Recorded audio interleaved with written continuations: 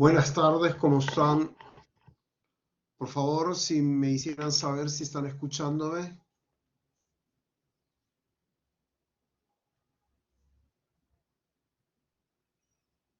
Perfecto, muchas gracias.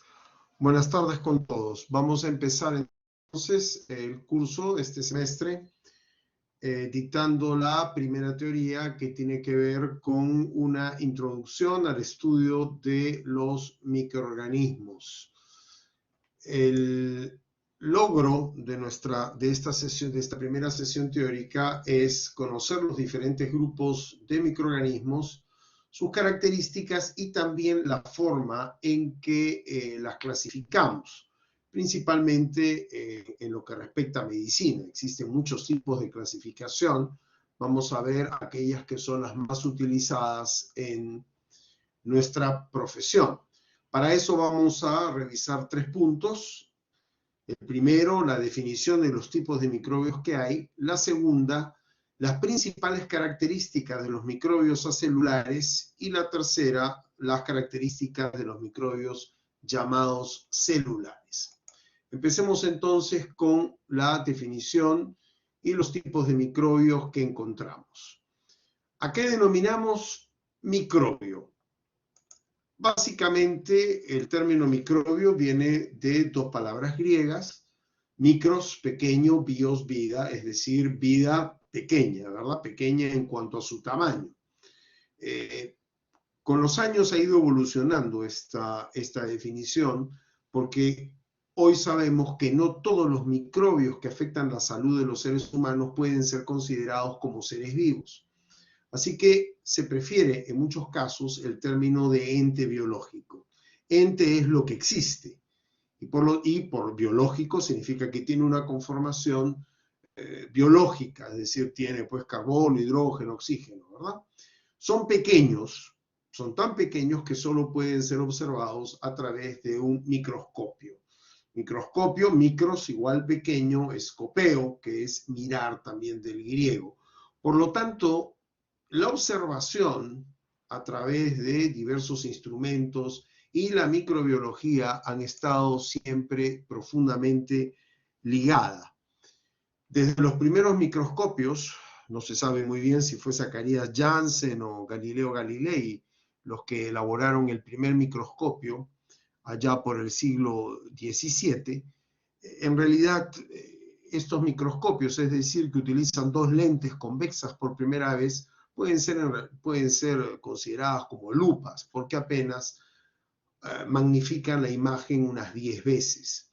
No es sino hasta el siglo siguiente que con Anton van Leeuwenhoek, que él elabora estos pequeños microscopios de latón, en los que instala una sola lente biconvexa con una amplia curvatura y que permite por primera vez obtener aumentos que van más o menos entre 200 y 300 veces. Ya con estos instrumentos, lógicamente, con este instrumento en particular, Anton van Leeuwenhoek pudo describir lo que hoy sabemos eran los primeros microorganismos y que él llamó animálculos, ¿verdad?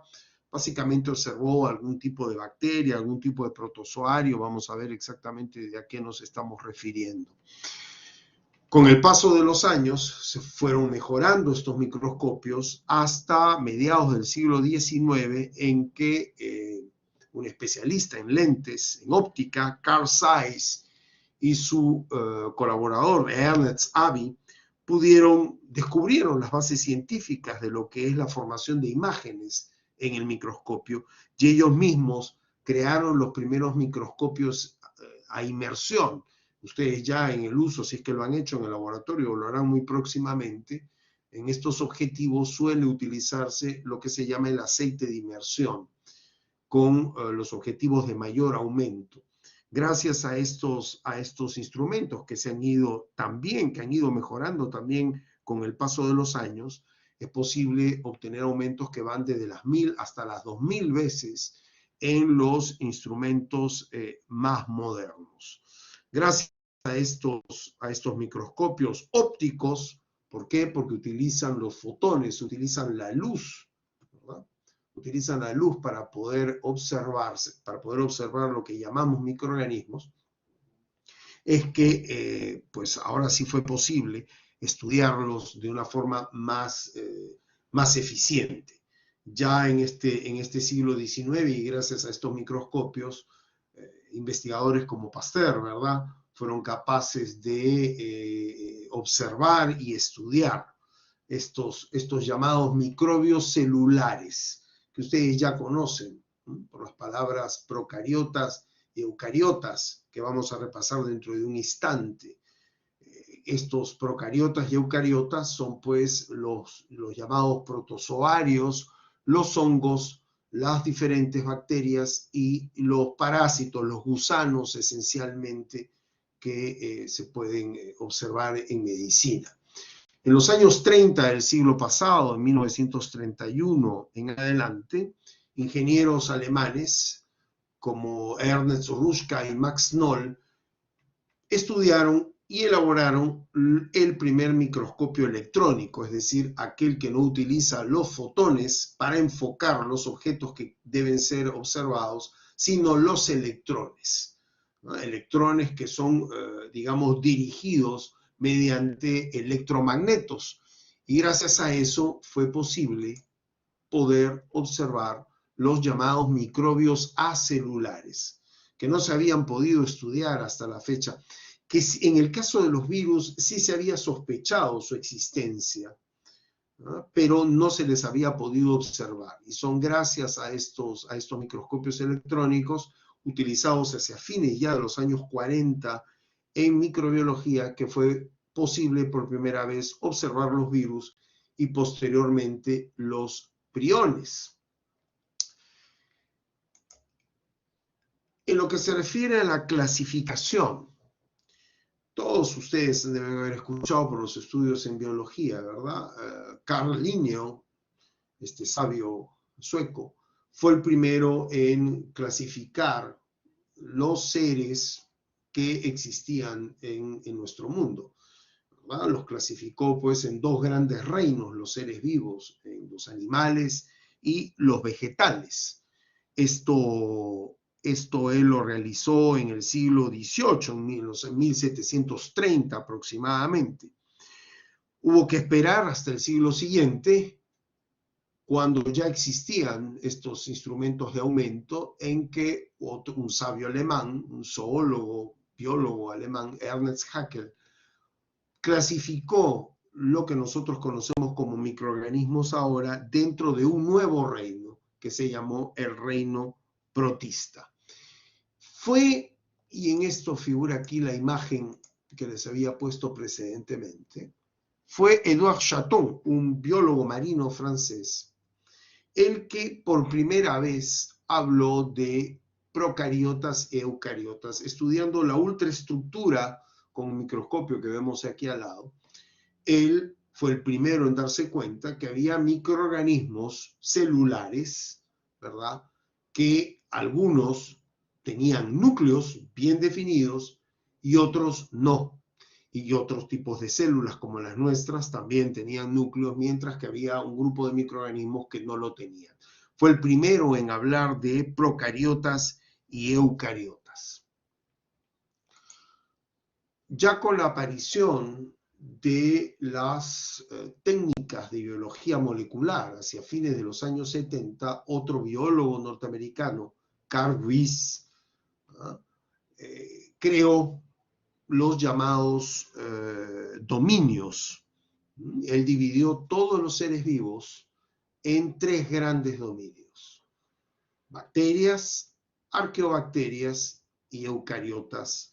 Hizo una modificación de esta clasificación en el año 1990. Muchos consideran a Carl Ruiz realmente como uno de los más grandes científicos, y sobre todo relacionado al tema de la evolución, porque él dijo que todos los seres vivos provenían de un organismo primigenio, al que se le denominó progenote. Nosotros utilizamos esta clasificación filogenética que se basa en el estudio del ARN ribosomal, el ARN 16S para ser exactos, ribosomal, que es un ARN extremadamente conservado y que le permitió a él hacer esta división en 3 dominios. Esta es la que nosotros utilizamos, que si bien tiene algunas deficiencias, hasta el día de hoy, que él mismo reconoció, hasta el día de hoy es utilizada por todos nosotros.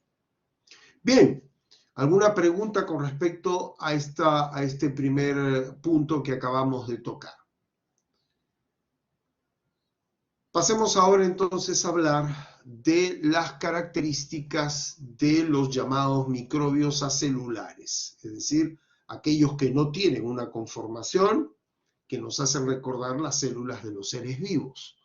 Y básicamente, como habíamos mencionado, son de 2 tipos, los virus y los priones. En el caso de los virus, como ustedes ven, los tamaños son variables. Tenemos virus extremadamente pequeños, iguales o menores a 30 nanómetros, es decir, la milésima parte de 1 milímetro es un nanómetro, son extremadamente pequeños. Se supone que existen, pues, los virus que afectan a los seres humanos van más o menos entre los 30, los 180, 200 nanómetros. Pero en los años 90 y las investigaciones que se realizaron posteriormente han encontrado otro gran grupo de virus, conocido como los GIRUS, por Giant Viruses, o sea, virus gigantes, que miden entre 400 nanómetros y los 1000 nanómetros. ¿Y esto qué significa? Esto significa que estos virus, el primero fue el mimivirus, fue el primero que fue descubierto en Inglaterra, en la ciudad de Bradford, produciendo neumonía, es decir, son virus que producen enfermedades. Estos mimivirus primero y los que han aparecido después sí son observables al microscopio óptico, tanto así que este mimivirus, se confundió con un coco gram positivo, cuando en realidad se trataba de un virus tal y como fue demostrado posteriormente en las investigaciones que se hicieron en la ciudad de Marsella, en Francia. Luego tenemos los priones, que vamos a ver en un instante, que suelen medir menos de 10 nanómetros. Esto es lo que se refiere entonces al tamaño de estos microorganismos acelulares.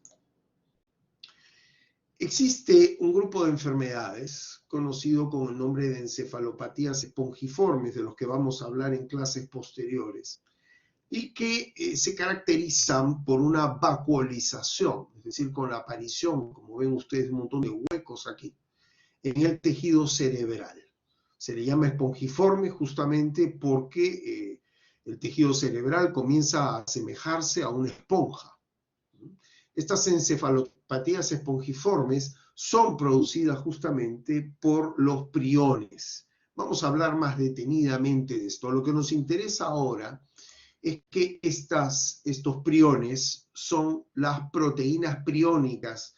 ¿Qué cosa es un prión, una proteína priónica? Son proteínas que tienen la característica de ser infecciosas. Impresionantemente, es una proteína, no tiene ningún tipo de otro componente, no hay ningún genoma, ni ADN, ni ARN, son llamados agentes infecciosos no convencionales, y que además son codificados por nuestros propios cromosomas, es decir, es nuestro ADN el que tiene la información para codificar estas proteínas, la llamada proteína priónica celular, que es la que estamos viendo aquí, ¿ok? Y que cumple funciones biológicas, tiene una conformación secundaria donde predominan las alfa hélices. Ya vamos a ver también qué funciones desempeñan en nuestro organismo próximamente, pero lo que quiero recalcar es que son proteínas fisiológicas. Por motivos que estudiaremos posteriormente, estas proteínas priónicas celulares cambian su conformación secundaria, su estructura secundaria, no así la primaria, siguen siendo los mismos aminoácidos y se transforman en las llamadas proteínas priónicas patológicas o proteínas priónicas scrappy. En ellas, lo que abunda, como ustedes están viendo, ya no son las alfa hélices, sino las hojas beta en la estructura secundaria. Y este simple cambio hace que estas proteínas se convierten en agentes de enfermedades, de esas encefalopatías espongiformes que acabamos de mencionar justamente en la vista anterior. Como les repito, esto lo vamos a estudiar con más detenimiento. Ahora es una visión general.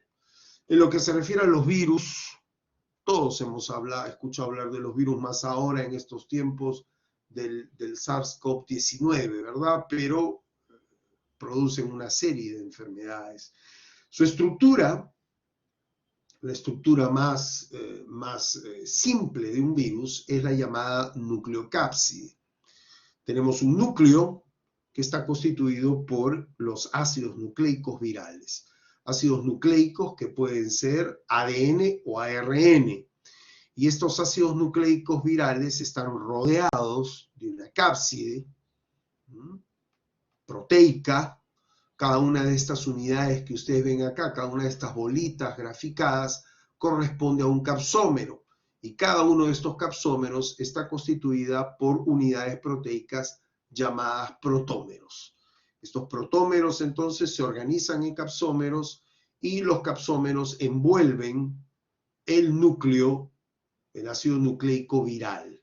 Los virus pueden tener tres tipos de simetría. Pueden tener una simetría icosaédrica, porque nos recuerda la figura geométrica, el icosaedro que han estudiado ustedes. Puede tener una simetría helicoidal, porque los capsómeros se van ubicando justamente en una conformación helicoidal a lo largo del eje que lo constituye el ácido nucleico viral.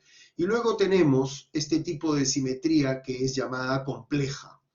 Aquí tenemos un bacteriófago, es decir, un virus que infecta bacterias.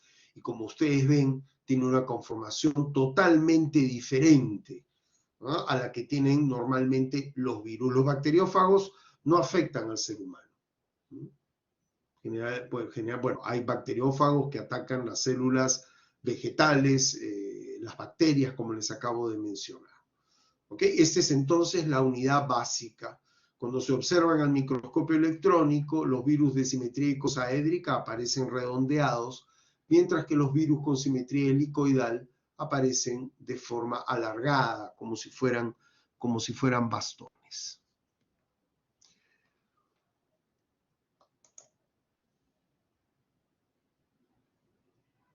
Sí, hay problemas con eso. Hay una sección a la cual no se le ha programado. Desgraciadamente, la universidad no le ha instalado el link y no pueden ingresar. Solamente hay una sección en este momento que está recibiendo.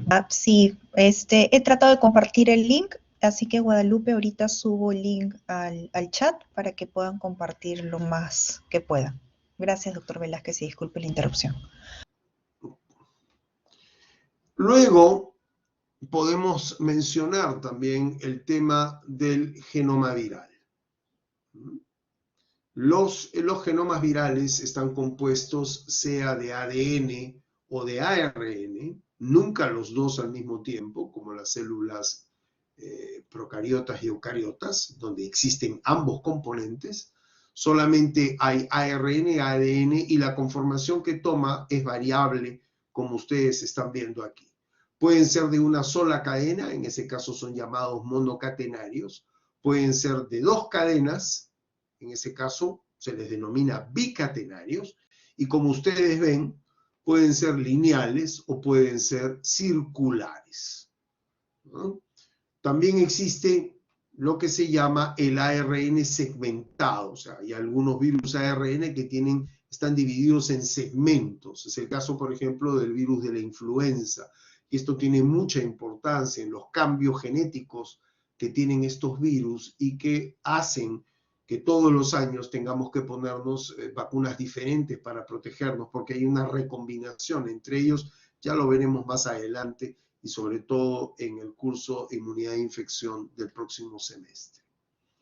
Aquí les he puesto una estrellita roja para que vean ustedes cuál es el tipo de genoma viral que pertenece a los virus que infectan más comúnmente al ser humano. Tenemos los virus monocatenarios ARN, los bicatenarios ADN circulares y los bicatenarios lineales. Pero además de estos componentes, además de la nucleocápside, que es el núcleo fundamental sin el cual no existiría el virus, tenemos aquellos virus que tienen envoltura, como es el caso del virus SARS-CoV-2 que estamos viendo aquí.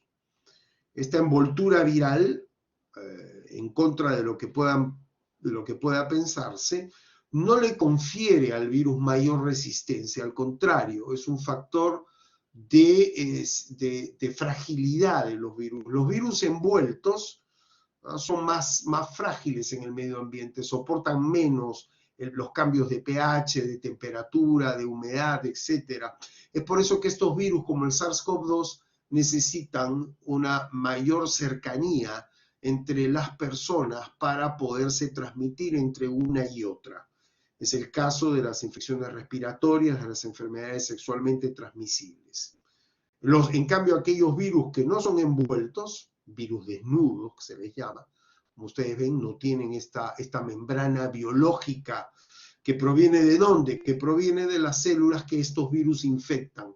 Ya vamos a ver ese detalle en una próxima clase. Los virus desnudos que no tienen envoltura son virus mucho más resistentes al medio ambiente. Por eso estos virus, por ejemplo, son los agentes de las diarreas, es decir, son capaces de mantenerse viables en las heces y pasar a otras personas.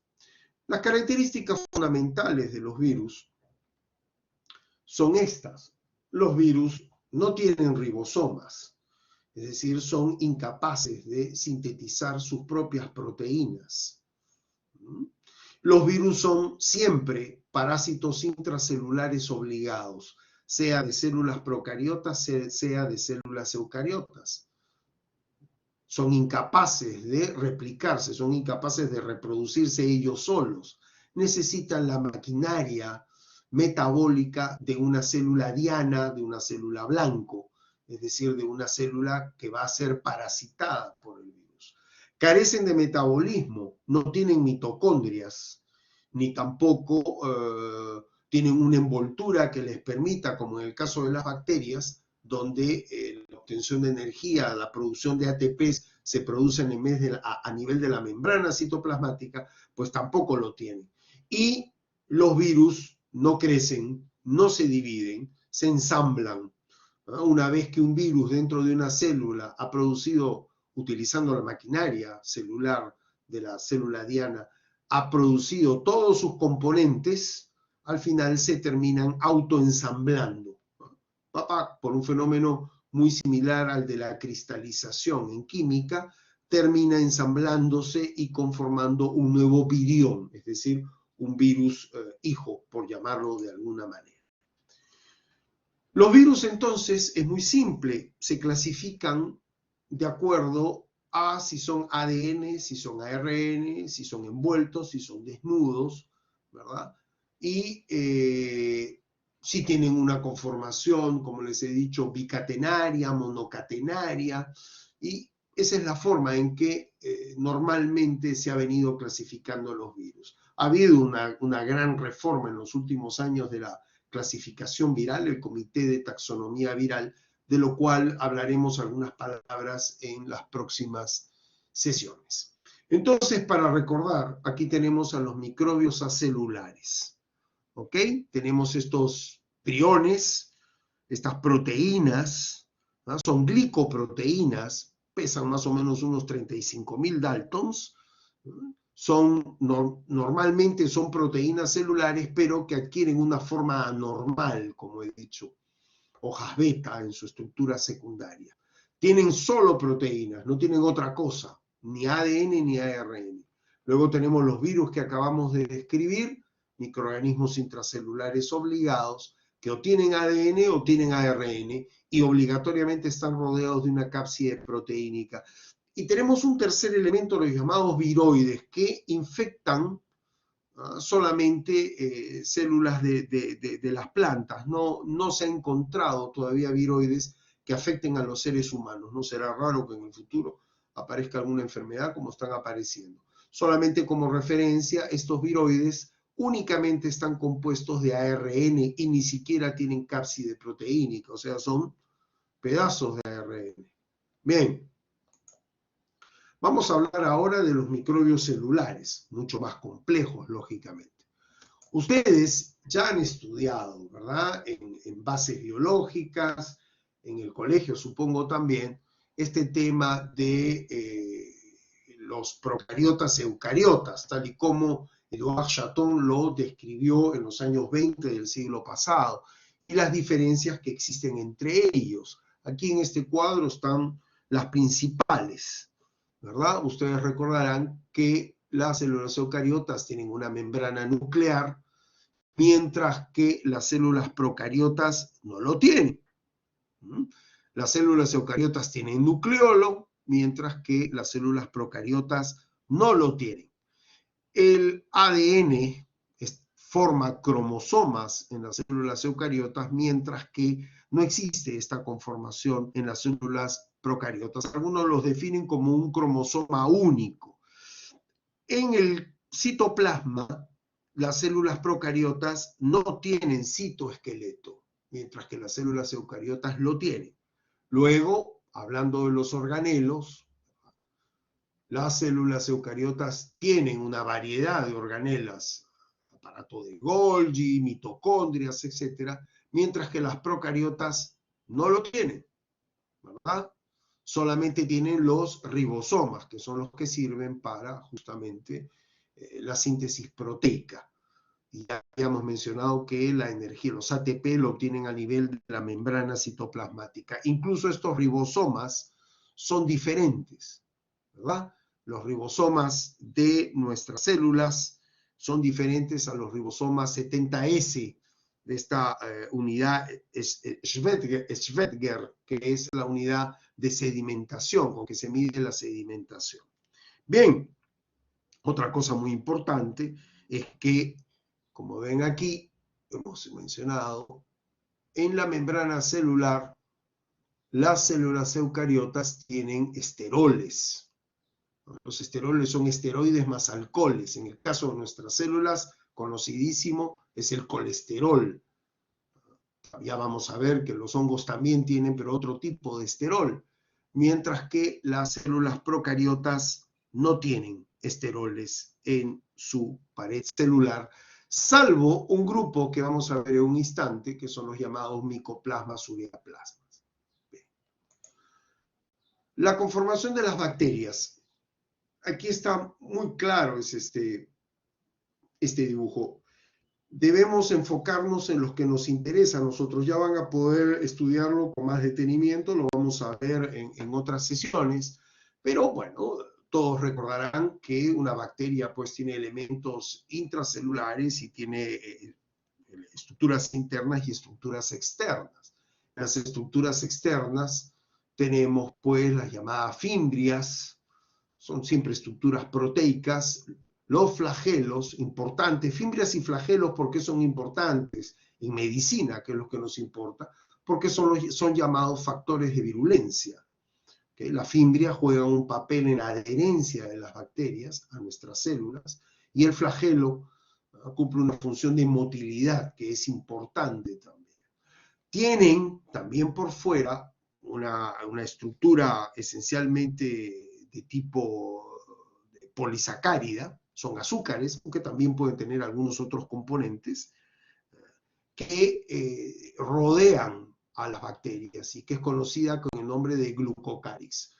También es un factor de virulencia muy importante, porque le permite la adherencia de las bacterias principalmente a biomateriales. Gracias a este glucocálix, las bacterias pueden conformar comunidades que se adhieren a nuestros biomateriales y son fuente de infección, catéteres, etc. Catéter venoso central, catéteres periféricos, sondas urinarias. Los pacientes que están en la UCI o incluso en sus casas, etc., y que tienen estos catéteres y sondas, constantemente se están infectando. Son infecciones muy difíciles de tratar, porque además el glucocálix es un medio ambiente en el cual las bacterias están protegidas contra la acción de los antibióticos. Entonces es muy difícil erradicar estas bacterias que se encuentran, bacterias y otros gérmenes que se encuentran inmersos en el glucocálix, ¿no? Lo que se llama la biopelícula. Ya vamos a ver también, pero ya entendiendo este concepto de biopelícula. Cuando el glucocálix es rígido y está fuertemente unido a la bacteria, se le llama cápsula. No todas las bacterias son capsuladas. Hay bacterias capsuladas muy importantes en patología humana, el neumococo, la Neisseria, o sea, la Neisseria meningitidis, que es el meningococo, o el Streptococcus pneumoniae, que es el neumococo, o el Haemophilus influenza. Son bacterias capsuladas muy importantes en patología humana. Producen meningitis, neumonías, etc. ¿Okay? Es importante entonces esto. Si nos vamos ya para adentro, observamos, pues ya habíamos mencionado el nucleoide y sus características, y algo que quiero que recuerden muy bien, esta estructura, que cómo es el nucleoide. Pues es un ADN circular súper enrollado, tiene una estructura llamada súper enrollada. Para poderse replicar, la célula bacteriana tiene que desenrollarse, y eso está a cargo de ciertas proteínas bacterianas que cumplen esta función. Las fluoroquinolonas es un grupo de antibióticos, y deben haber todos escuchado hablar de la ciprofloxacina tan utilizada.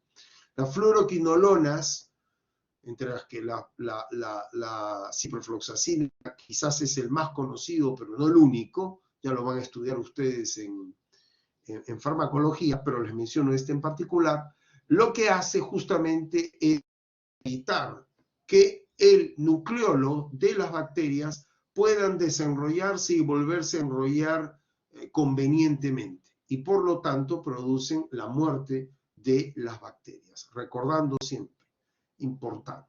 Bien, tenemos los plásmidos dentro. ¿Qué cosas son los plásmidos?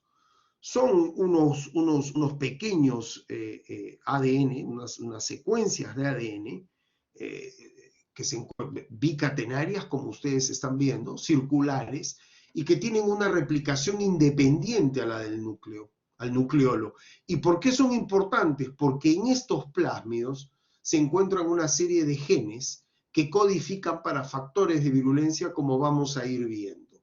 Y que, lo peor de todo, son transmisibles, son transferibles, es el término más apropiado, horizontalmente, es decir, entre una bacteria y otra, y también en forma vertical, es decir, entre la bacteria y las bacterias hijas que resultan de la división de una determinada célula bacteriana. Muy importante los plásmidos. Luego, en este mismo nucleolo tenemos lo que se llaman las islas o islotes de patogenicidad. Estos islotes de patogenicidad tienen en su interior también una serie de genes de virulencia y de resistencia a los antibióticos, que desgraciadamente también son transferibles entre bacterias mediante unos elementos móviles conocidos como transposones, y de los cuales también vamos a hablar posteriormente. Bien, ¿alguna pregunta hasta aquí? Continuamos entonces. Sobre la pared celular de las bacterias vamos a discutir con mayor detenimiento, pero ustedes esto también ya lo deben conocer. Ya saben que la pared celular de las bacterias están compuestas de una sustancia, ¿verdad?, conocida como el péptidoglicano. El péptidoglicano es una red de macromoléculas que forman una especie de andamio, un andamiaje, ¿verdad?, compuesta por N-acetilglucosamina y el ácido N-acetilmurámico, que le da pues la resistencia a las bacterias, les permite resistir la presión osmótica, y además es el soporte, le da rigidez, le da la estructura base. Y también saben ustedes que basado pues en la presencia de una gran capa o una pequeña capa de peptidoglucano, las bacterias se diferencian en gram positivas y gram negativas. Ya vemos aquí que hay varias capas superpuestas de peptidoglucano, y por lo tanto esta pared de los gram positivos mide más, mide entre 20 y 80 nanómetros, mientras que en el caso de las gram negativas es una capa muy delgada y por lo tanto la pared de las gram negativas miden entre 5 y 10 nanómetros. ¿Ok? Es importante, ya se va a ir los detalles, los vamos a ver. Las gram positivas tienen, además del peptidoglucano, una serie de estructuras, el ácido teicoico, el ácido lipoteicoico, que también son factores de virulencia. En el caso de las gram negativas, por fuera del peptidoglicano tenemos lo que se llama la membrana externa, que es sumamente importante, característica de las gram negativas. En esta membrana externa tenemos un componente mayor, que es el llamado el lipopolisacárido LPS o endotoxina, y que es un poderoso factor de virulencia en el ser humano. ¿Ok? Esto lo vamos a poder ir viendo también de una forma más detenida. Los factores de todo lo que hay dentro. No, los factores de virulencia son los que les acabo de mencionar. En los gram, bueno, además podría estar la cápsula también por fuera, tanto de gram positivos como gram negativos o glucocálix.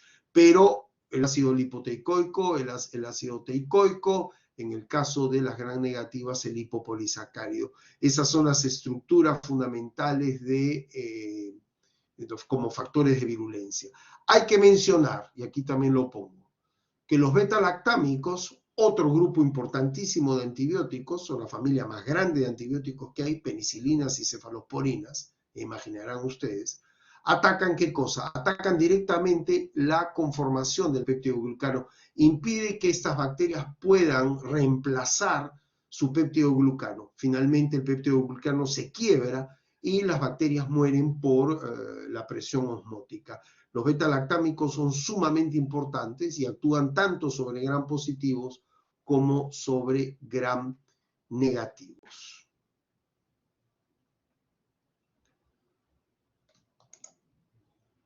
Las formas bacterianas. Hay diversas formas bacterianas que son observables al microscopio óptico, ¿verdad? Tenemos que podemos encontrar cocos y bacilos. Y los cocos y bacilos se pueden asociar como diplococos, como cadenas, ¿m? Ahí se llaman streptococos, los cocos se colocan de esta forma, como racimos, como los estafilococos, estáfilo en griego justamente significa racimo. Los estafilococos, tan importantes en patología humana, se agrupan de esta manera, los estreptococos en forma de cadenas, y los bacilos pues los tenemos de diversas maneras, ¿no? Los tenemos, los bacilos curvos sobre todo, ¿no? Tipo el vibrio cólera, que tiene esta conformación. Bacilos muy cortos, ¿no? Cocobacilos se les llama. También se pueden agrupar como cadenas streptobacilos o como empalizada, como el caso de un bacilo gram positivo conocido con el nombre de listeria, en letras chinas, etc. Los tenemos fusiformes, también los tenemos en forma de espiroquetas. ¿Okay? Esto es también importante decir. Las espiroquetas pues tienen giros, como ven ustedes, ¿no? De una forma de espiral. Estas generalmente no son observables al microscopio óptico si es que no se les tiñe con unas técnicas argénticas, es decir, que utilizan sales de plata para poderse observar. Son muy delgaditas, entonces no se observan fácilmente al microscopio electrónico. Una muy importante estructura bacteriana son las esporas. Hay bacterias esporuladas, algunos bacilos gram positivos, como el Clostridium, que no menciono aquí, y el Bacillus anthracis. Aquí tenemos el bacilo que es responsable del anthrax, de esta enfermedad. Como ven ustedes, aquí me observan ustedes, no ven ningún tipo de bolita al interior. Aquí sí las observamos, ¿ven? Estas son las esporas, endosporas, porque están dentro de las bacterias. ¿Qué cosas son? ¿Qué cosas son las esporas? ¿Ah? Son estructuras de resistencia que le permiten a estas bacterias soportar condiciones externas, digamos, no favorables a su crecimiento. Se forman estas endosporas, y miren ustedes, aquí tenemos una espora, ¿no? Con sus diversas capas, tiene el exosporium, que es la membrana más externa, tiene la cutícula, que es proteica. Esta cutícula protege a esta bacteria, que es una bacteria básicamente deshidratada. La bacteria ha perdido prácticamente todo el líquido que tenía dentro, ¿ok? Se ha convertido pues en una célula deshidratada que se encuentra en reposo metabólico. No hay ningún metabolismo aquí. Esta cutícula proteica protege justamente a esta bacteria en reposo metabólico y deshidratada de cualquier sustancia externa que le pudiera resultar tóxica. Luego tenemos el córtex, tenemos la membrana plasmática, el córtex es el peptidoglucano modificado y dentro tenemos los ribosomas y el ADN que están muy protegidos. Estas esporas pueden sobrevivir miles de años. Se han encontrado esporas que han vuelto a generar bacterias en las momias de Egipto, que tienen 3.000, 4.000 años de antigüedad. ¿Ok? Es importante entonces que ustedes puedan entenderlo. Luego tenemos un grupo de bacterias que no tienen pared celular y que ya yo les había mencionado, les dije los micoplasmas y los ureaplasmas. ¿Por qué?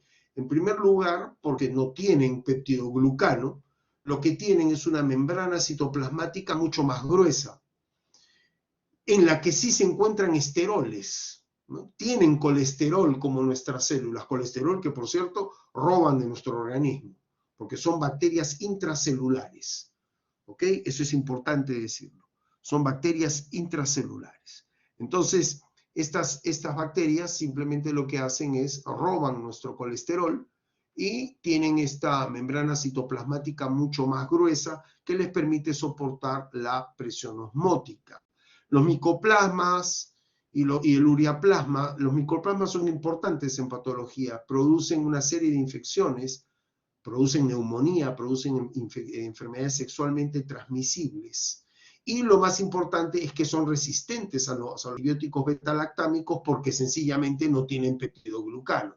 Y ya hemos visto que los beta-lactámicos actúan sobre los peptidoglucanos. Eso es importante decirlo. Dicho sea de paso, estos ribosomas bacterianos, que son tan diferentes a nuestros ribosomas, estos ribosomas 70S de las bacterias, que tienen también estas células, son el blanco de otro grupo de antibióticos, ¿no? Conocido con el nombre de macrólidos. Uy, qué mal estoy con la letra, he quedado después del COVID, me quedó tembleque. Los macrólidos es una familia de antibióticos como la eritromicina, que todo el mundo ha escuchado hablar.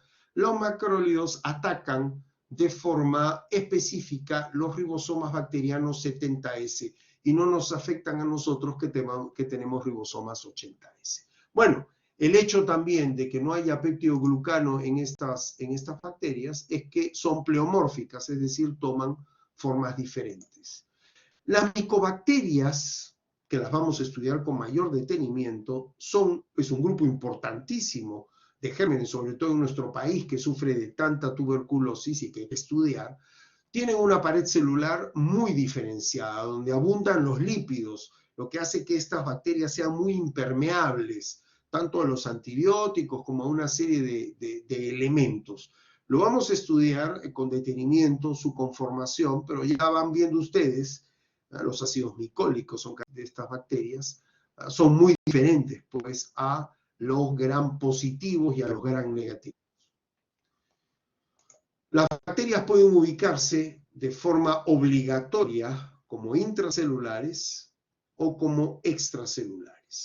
¿Ok? Las bacterias intracelulares estrictas, es decir, aquellas que se comportan casi como los virus, es decir, obligatorias, son bacterias parásitas intracelulares estrictas, son estas que les pongo la lista: Clamidia, Coxiella, Ehrlichia, Rickettsia y Anaplasma.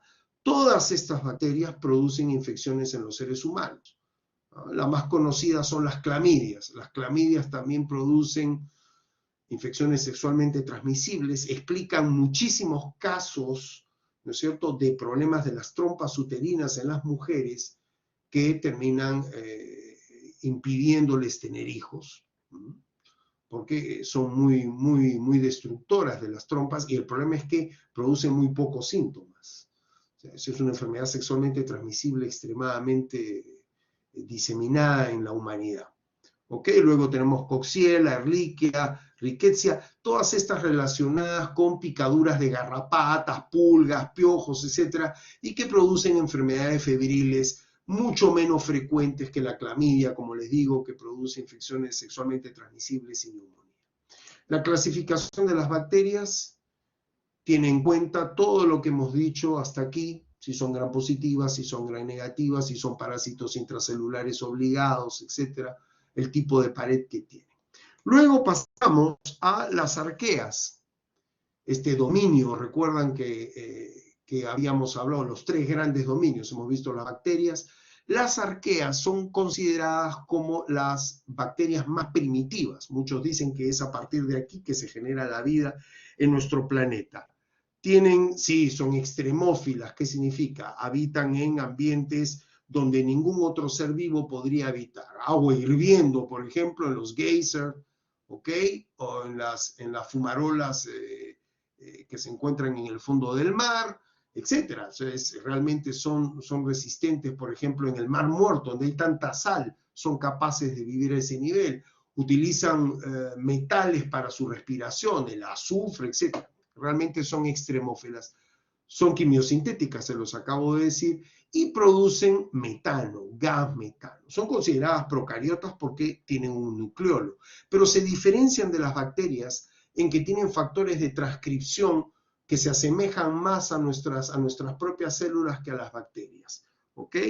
Es importante mencionarlo. Su membrana citoplasmática está compuesta por lípidos complejos y tienen un pseudo peptidoglucano con unos compuestos medios raros ahí. La que nos interesa a nosotros en medicina es la llamada Methanobrevibacter smithii, es una arquea que vive en nuestro tubo digestivo, que se relaciona con el metabolismo de los glúcidos, y cuando se encuentra en demasiada cantidad, y esto es importante decirlo, se relaciona con ¿qué? Se relaciona con la obesidad y con el estreñimiento.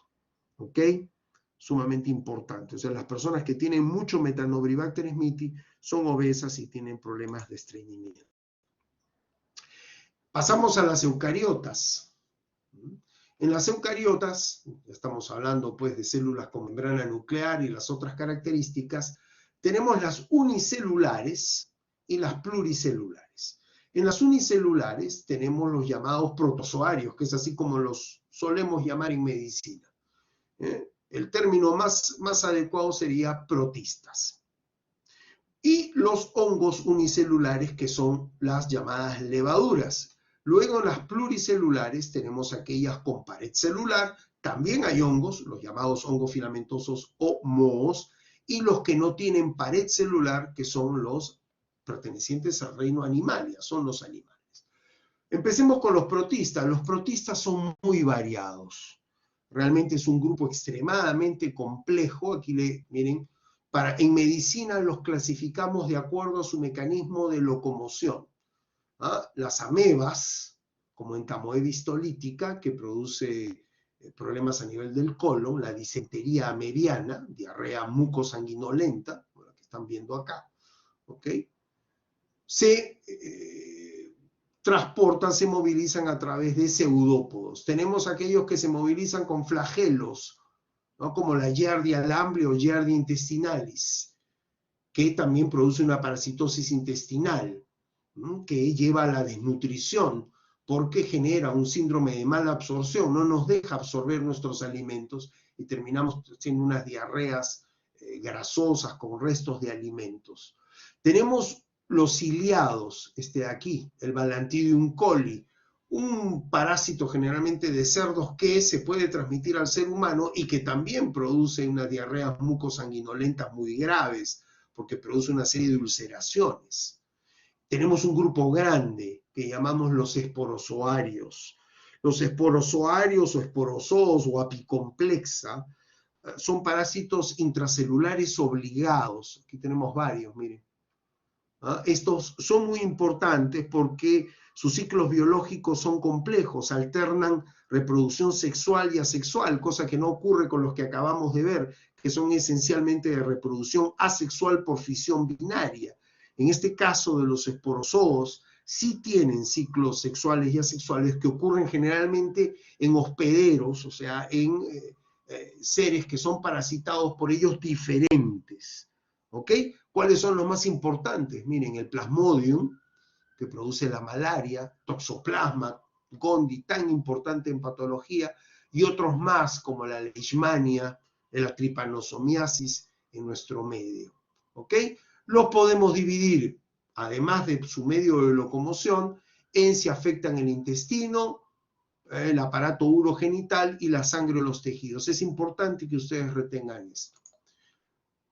Luego están los hongos, la pared celular fúngica que les me he mencionado, tanto de levadura como de filamentosos. La pared celular fúngica es diferente a la bacteriana. Ahí abundan los azúcares, el manano, los glucanos y la quitina. Bueno, en este caso manoproteínas, porque el manano está asociado a proteínas fibrilares. ¿Qué ven ustedes aquí? Importante mencionar que la quitina es el componente más importante de la pared de los hongos, es el que le da rigidez, forma, protección, etcétera, que es común con los insectos. El exoesqueleto de los insectos está conformado por este azúcar rígido, esta quitina. ¿Ok? Y importante mencionar que la membrana citoplasmática tiene esteroles. No es el colesterol, es el llamado ergosterol. Y como es diferente de nuestras propias células, utilizamos este componente que se convierte en blanco de los llamados antifúngicos azoles. Todos han escuchado también hablar del fluconazol, del itraconazol. Ya. Estos antifúngicos actúan sobre el ergosterol, que es específico de la membrana citoplasmática de los hongos y que no está contenido en nuestras propias células. Y por lo tanto destruye a estas células fúngicas. Las levaduras son hongos unicelulares con todos los componentes de una célula eucariota, mitocondrias y todo lo que ustedes puedan ver aquí, y que se reproducen por gemación. Un ejemplo muy utilizado es la candidiasis vaginal, ocasionada por Candida albicans, ¿verdad? Casi todas las mujeres en el mundo terminan haciendo un episodio de candidiasis vaginal en su vida. Luego tenemos los llamados hongos filamentosos. ¿Por qué? Son células tubulares, ¿ok? De paredes gruesas, paralelas. Algunos tienen esta estructura que se llama el septum o poro. Como ustedes ven, son las llamadas hifas septadas. Hifa se llama todo este componente. ¿Okay? Todas estas células tubulares, como les estoy mencionando. Algunos hongos tienen hifas septadas, la inmensa mayoría, dicho sea de paso, que permite el pasaje de núcleos, organelas, citoplasma, etc. Y otros, en cambio, otros hongos tienen hifas no septadas o cenocíticas.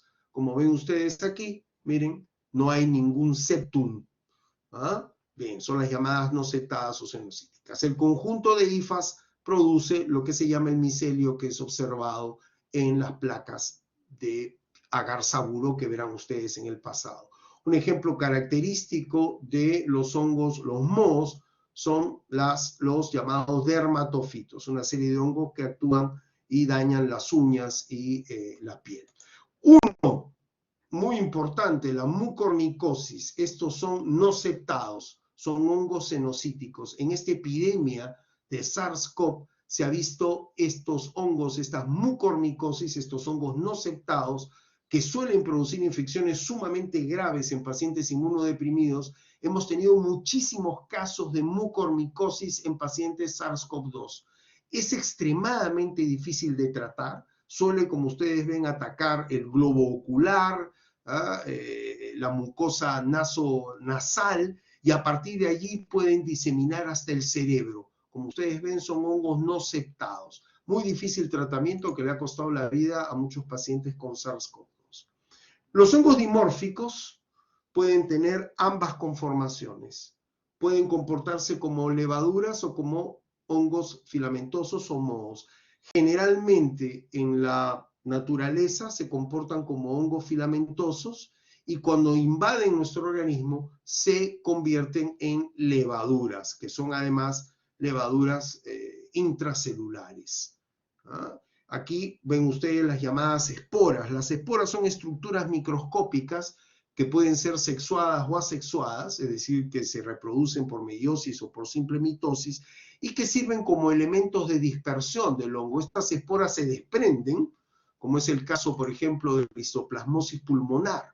Personas que entran en las cuevas de murciélagos o caminan sobre deposiciones de aves donde se encuentra este hongo dimórfico, el Histoplasma capsulatum, caminan justamente sobre los mohos que se encuentran ahí y al pisar los ponen en suspensión estas esporas. Y estas esporas son respiradas, penetran hasta los pulmones y producen la llamada histoplasmosis pulmonar. ¿Ok? Ya verán ustedes la enfermedad posteriormente. Los hongos tienen una clasificación más complicada. Los clasificamos de acuerdo a las estructuras que contienen las esporas sexuadas o sexuales. Los ascomicetos se llaman así porque tienen las llamadas ascas, que son como unas bolsas donde encontramos, ¿qué cosa? Las esporas sexuales de estos hongos. Los ascomicetos representan el 85%, y esto es importante mencionarlo, de los hongos que causan enfermedades en el ser humano. Y aquí tienen una serie de ejemplos. Luego están los basidiomicetos, que tienen una estructura que se conoce como basidios, que tienen forma de botella, donde se encuentran las esporas sexuales, ¿ok? De reproducción sexual.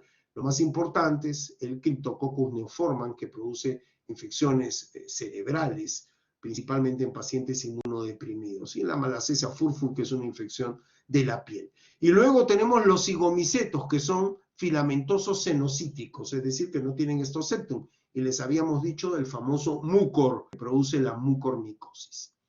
Terminamos con el reino animalia. El reino animalia son animales que nos infectan, los llamados parásitos, los llamados helmintos, son gusanos, así como lo ven, es decir, son animales elongados, que pueden medir desde milímetros hasta metros. Pueden ser pequeñitos o pueden ser muy grandes, como vamos a ver en un instante. Pueden ser aplanados, en ese caso se les conoce como platelmintos, o pueden ser redondos, como los nemátodos. ¿Ok? Entonces hay helmintos aplanados y helmintos redondos. Empecemos por los redondos. El más conocido, el Ascaris lumbricoides. Aquí tienen a un cirujano que acaba de extraer del tubo digestivo de un niño esta cantidad de Ascaris que está obstruyendo el intestino. Miren, los nemátodos son parásitos, son helmintos, son gusanos que tienen un gran tubo digestivo completo y que tienen desarrollado, un aparato reproductor y están diferenciados en dos sexos, que copulan para producir miles de huevos, hasta 100.000 huevos diarios produce la hembra, que es mucho más grande. Estos gusanos, estos helmintos en general, tienen muy poco desarrollado el sistema nervioso. Algunos tienen, como en el caso de los Ascaris, un sistema digestivo bien desarrollado, otros tienen un sistema excretor poco desarrollado. Lo que no tienen en ninguna manera es un aparato circulatorio. ¿Ok? En cambio, el aparato reproductor de todos los helmintos es extremadamente bien desarrollado. Hay que tener en cuenta que los helmintos, los gusanos, infectan al 70% de la población mundial. O sea que realmente vale la pena estudiarlos. Estos Ascaris lumbricoides suelen medir más o menos unos 35 centímetros. Luego tenemos los platelmintos, que se dividen en dos, como vamos a ver. ¿Ok? Miren estos platelmintos, cestodos, ¿por qué? Porque tienen forma de cinta. Tienen una cabeza que se introduce en la mucosa de nuestro tubo digestivo, tiene ganchos, tiene ventosas con el que queda fijado, y a partir de ahí, a partir del cuello, del llamado cuello, se forma una serie de unidades Cada una de estas que ven ustedes acá es una llamada proglótide. La proglótide tiene ambos sexos dentro, o sea, es hermafrodita. Y por lo tanto produce huevos fecundados que van a salir con las heces de las personas infectadas y que finalmente van a infectar a otras personas. Los proglótidos son sumamente resistentes. ¿Ok? Eso es importante mencionarlo. El más conocido es la famosa solitaria, Taenia saginata, también existe la Taenia solium, ¿no? Son las llamadas tenias, pues, producen estas parasitosis intestinales. En el caso de esto pueden llegar a medir hasta 4 metros, imagínense. Para terminar, están los platermintos, gusanos planos, pero llamados tremátodos o duelas. Miden muy poquito, 50 milímetros, pero son aplanados, lo ven aquí también. También son hermafroditas. Y el ejemplo más interesante en el ser humano es la llamada fasciola hepática.